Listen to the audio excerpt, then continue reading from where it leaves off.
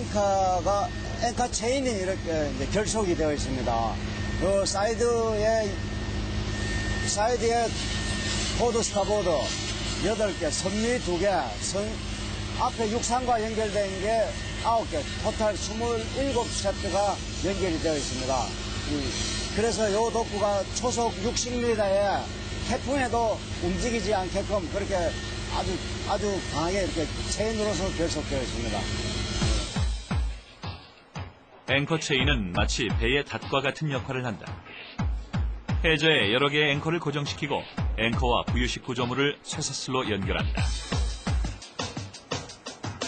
이렇게 앵커 계류가 여러 방향에서 부유식 구조물을 잡아주기 때문에 파도나 태풍에도 떠내려가지 않고 한자리에 고정된 채 떠 있을 수 있다.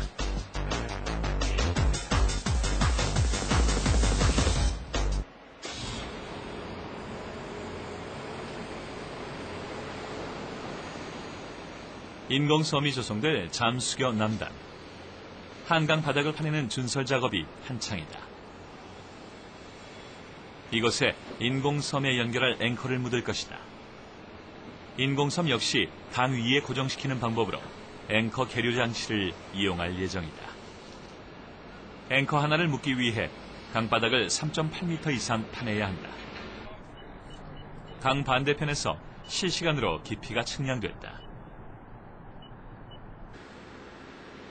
한강에서 준설 작업을 하는 것은 종종 있는 일이지만 오늘 작업은 쉽지 않았다. 이 지역의 특성 때문이다.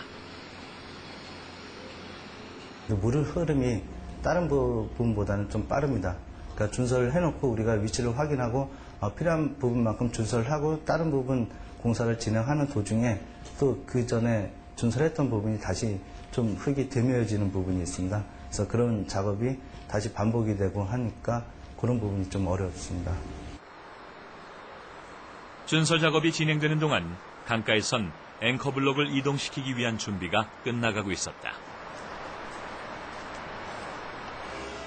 앵커 블록은 하나당 넓이가 40제곱미터가 넘고 무게가 300톤에 이른다. 이 작업을 위해 800톤급 크레인이 동원됐다.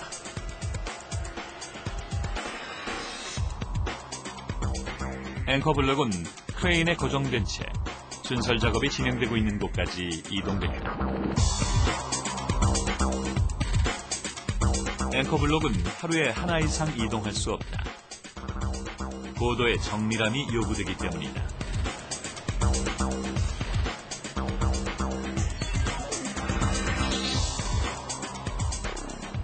자리를 잡은 앵커 블록에 인공섬과 연결해줄 쇠사슬이 고정된다. 계류 체인의 굵기는 최소 8cm에서 최대 12cm로 인공섬 하나당 8개에서 10개의 앵커 체인이 설치된다. 이렇게 3개의 인공섬에 설치될 앵커 체인은 모두 28개이다. 모든 준비가 끝나고 앵커 블록에 물이 채워지기 시작했다.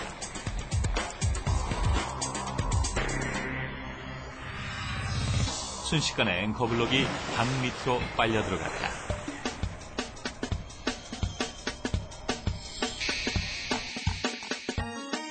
평소 한강의 수위는 2.5m. 그러나 비가 많이 올 경우 그 수위는 13.5m까지 올라간다. 이때 앵커 체인은 한강 수위가 올라가도 인공섬이 그대로 떠올라 같은 자리를 유지할 수 있도록 해준다.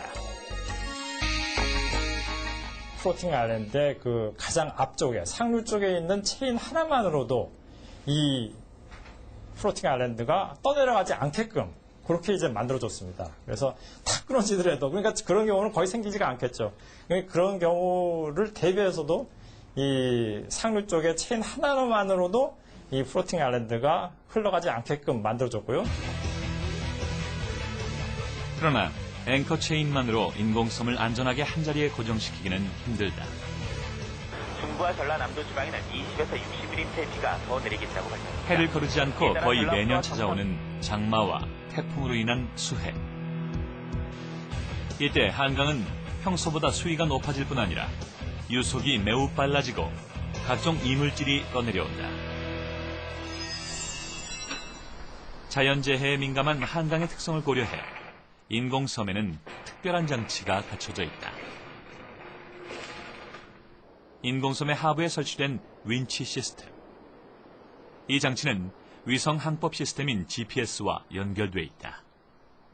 각 섬에 4군데에서 윈치라고 와이어로프로 해갖고 일정 이상 이게 GPS랑 연계해갖고 일정 이상 이 섬이 밀려가면은 거기서 힘을 줘갖고 다시 감아갖고 그 위치 자기 자리를 차지할 수 있게끔 그런 설비를 했습니다. 인공섬이 원래 있던 위치에서 1m 이상 벗어나면 GPS에서 윈치 시스템으로 신호가 가는데 이때 4개의 윈치가 자동으로 체인을 감았다 풀었다 하면서 길이를 조정해 같은 자리를 유지하게 해준다.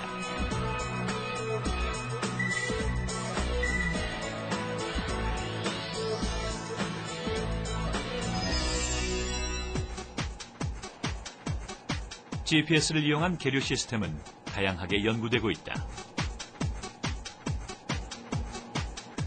FSRU를 연구하고 있는 연구소. FSRU는 바다 위에 떠있는 LNG 터미널로 LNG선이 정박하고 다시 바다로 나갈 준비를 할 수 있는 대형 부유식 구조물이다. 실제 부유식 LNG 터미널을 6분의 1로 축소한 모형이 대형 수조에 띄워졌다.